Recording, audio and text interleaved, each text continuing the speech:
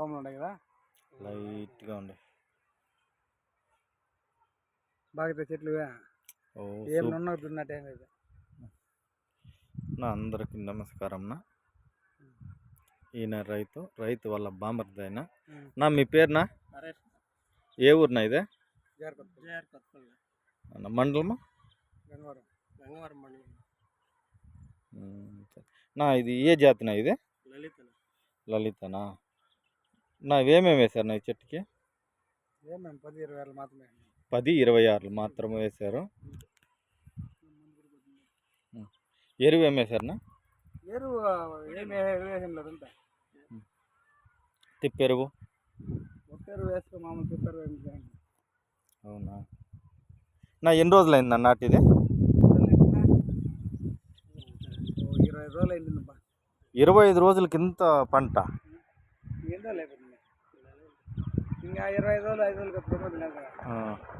25 రోజులకే పువ్వు వచ్చింది నా ఇది కోతకు వచ్చే ఎన్ని రోజులు పడుతుందా 50 రోజులు కోతకు వచ్చేస్తుంది అంటే ఇంక 20 రోజుల్లో కోతకు వచ్చేస్తుంది 55 రోజు మార్కెట్కి వెళ్ళిపోతుంది నా దీంతో ఎంత దిగుబడి ఆశిస్తున్నారు నా మీరు ఫస్ట్ కోతకి చెప్పనా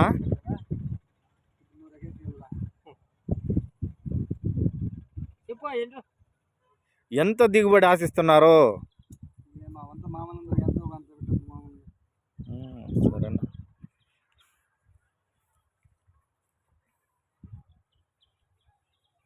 మొత్తం ఇది ఎంతనా 20 సెంట్లనా 80 సెంట్లు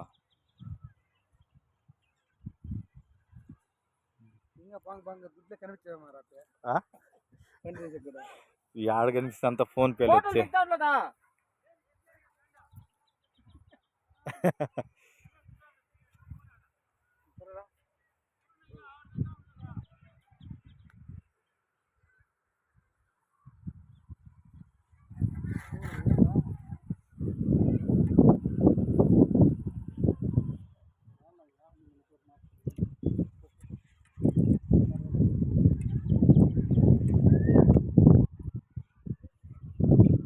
ఇది 26 రోజులకి ఈ విధంగా పువ్వు వచ్చింది పంట. ఆయన 26-50 రోజులు అంటే 45 రోజులకే కోత చేస్తాం మేము అంటున్నాడు. దీన్ని ఎక్కువ సారవంతం చేస్తాడు భూమిని.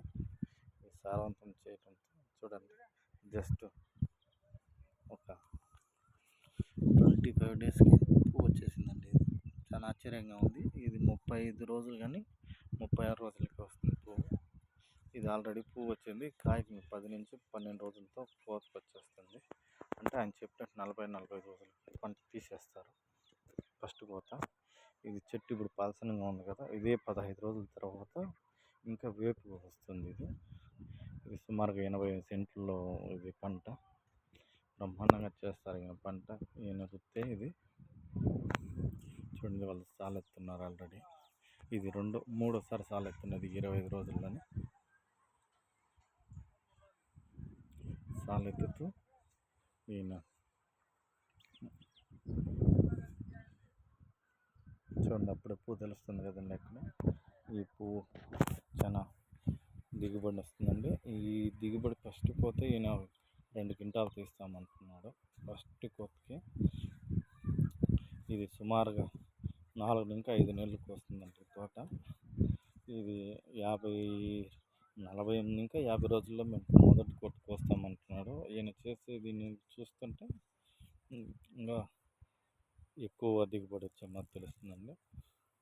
ఇది 20-25 రోజులకి ఈ విధంగా పెట్టాడు ఆయన. అంటే సుమారు ఒక 4 నెలల లోపు అంటే ఇతనికి ఇందులో ఆదాయం ఆశిస్తున్నాడు బాగానే. చూడాలి రైతు ఏ విధంగా సహకరిస్తుంది రైతుకు అనేది. వైకే రాజు అంటారు అండ్ ఇతనికి మొత్తం వీళ్ళు పనికి వస్తారండి రోజు. చాలా ఈ రైతు సుమారు రోజు 10-12 మంది వస్తారు. ఈయన నెలకే రైతు దగ్గర పనిచేసే కూలీలకు సుమారు 20-30 రూపాయలు కూలీ లేకపోతుంది. డైలీ 5-10 మంది